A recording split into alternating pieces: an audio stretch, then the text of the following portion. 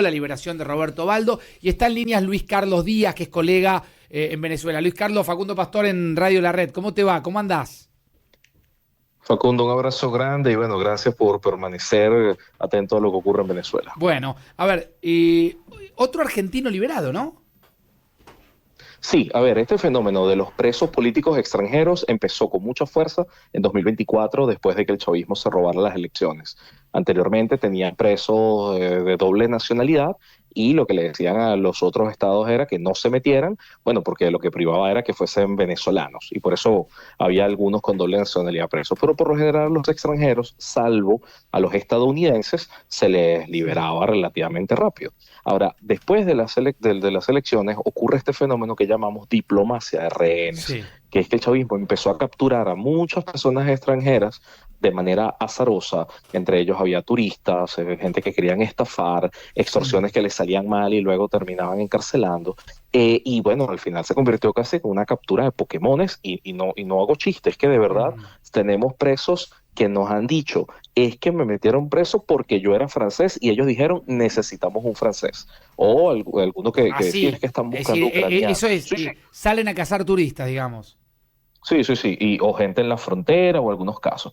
Y hay muchos que fueron, vamos a decir, que estuvieron en la clandestinidad. Por ejemplo, las ONG de derechos humanos teníamos información de un ciudadano ucraniano, que era un chico de 19 años, autista, que entró por la frontera y pidió refugio y lo encarcelaron, pero luego, hace una semana, el chavismo dijo que había liberado a 5 Mm. ucranianos. 5, o sea, estaban fuera del radar. Y con los argentinos ha ocurrido algo similar.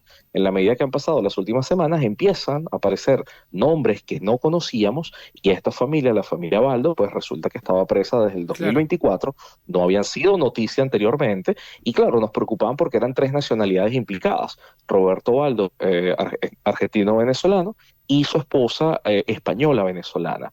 Entonces, claro, qué bueno que ha habido esta visibilidad porque es lo que los protege. Hacer ruido protege a la gente y por eso han sido excarcelados. Pero cuando vemos las razones, es que en realidad el chavismo ha querido extorsionar a otros países Mm. y por eso mantiene presos colombianos, mantiene presos Mm. españoles. Algunos países bajan la cabeza y son sumisos y otros pues reclaman, como ha hecho Argentina desde el día uno con Nahuel Gallo. Luis Carlos, entonces no se sabe a ciencia cierta cuántos son los presos políticos. O sea, se hablaba de alrededor de 1.000, pero por lo pronto puede haber muchos más. Es exactamente así. Conforme han pasado desde el 8 de enero hasta hoy los días, más familias están avisando de sus familiares presos. Y te pongo un ejemplo. Liberaron a 19 periodistas Mm. en los sindicatos de prensa. Dijeron, está bien, liberaron a 19, quedan 4 y de pronto aparecieron dos familias más a decir, no, ya va, es que mi hijo está preso desde hace un año, Claro. mi hijo está preso desde hace... Y uno dirá, bueno, ¿y si eran periodistas, por qué nadie lo sabía? Bueno, porque trabajaban en una empresa muy chiquita, eran del interior del país y sobre todo porque a las familias las aterrorizan. De hecho, cuando a mí me llevan preso, lo que le dijo el SEBIN a mi esposa es, usted no habla o la venimos a meter presa Claro, también. claro. Claro. Eso es Luis una práctica Carlos, común. ¿qué es el SEBIN?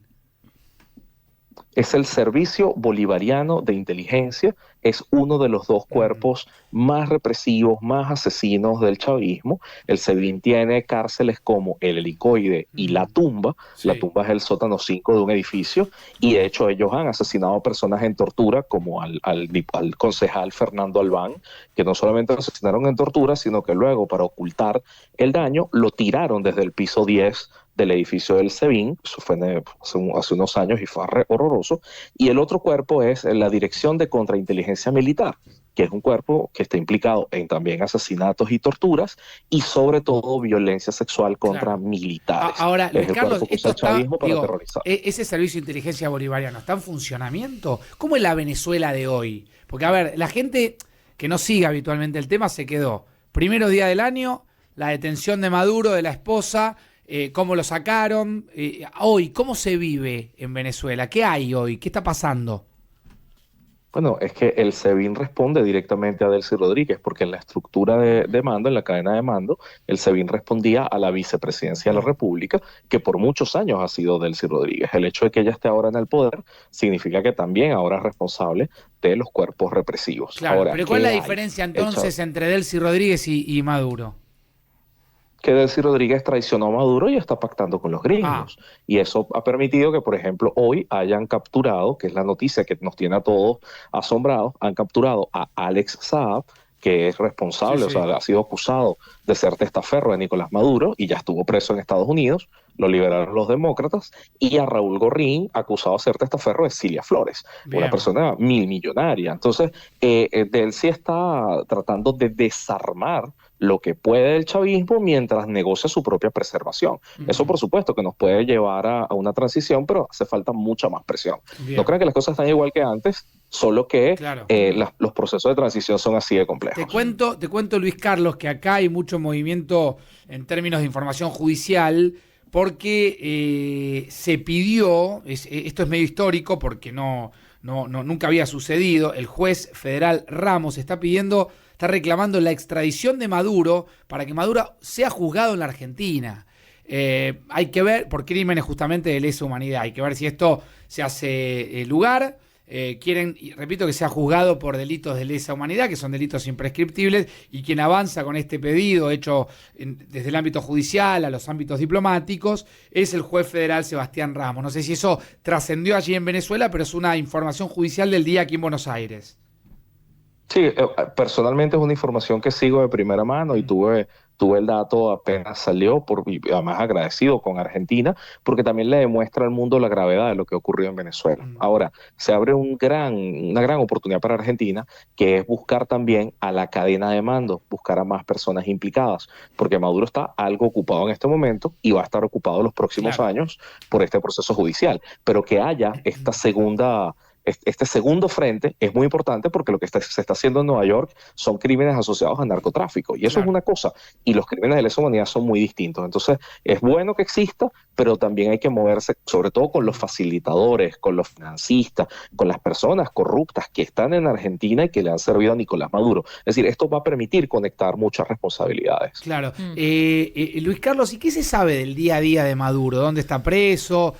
Si hay información o si es todo completamente hermético.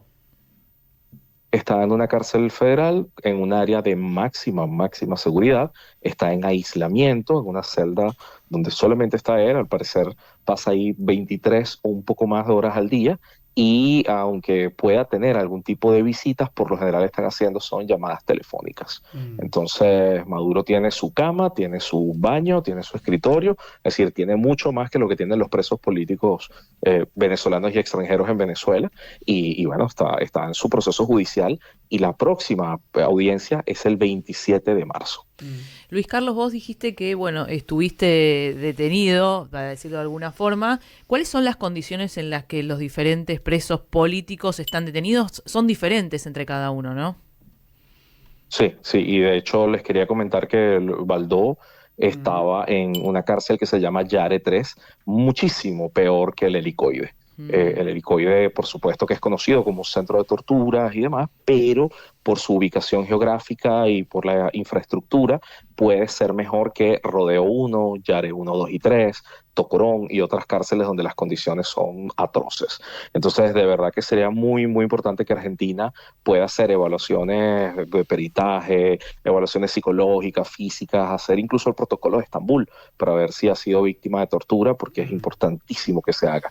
Para que sepan cómo está el resto de los presos, en Venezuela hay más de 90 centros de reclusión donde hay presos políticos, más de 90. La mayoría no son cárceles, la mayoría son guarniciones militares, oficinas públicas, instituciones que no son cárceles regulares, y por eso el rescate de los presos es tan complejo.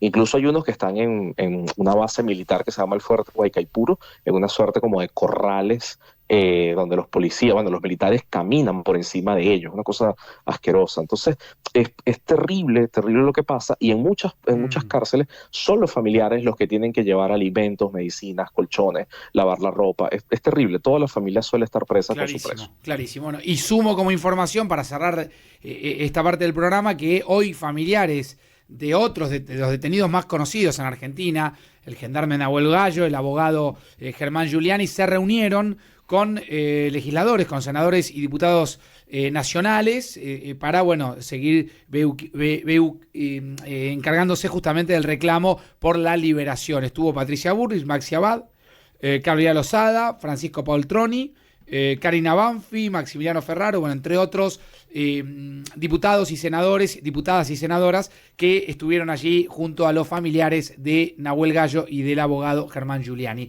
Luis Carlos, gracias.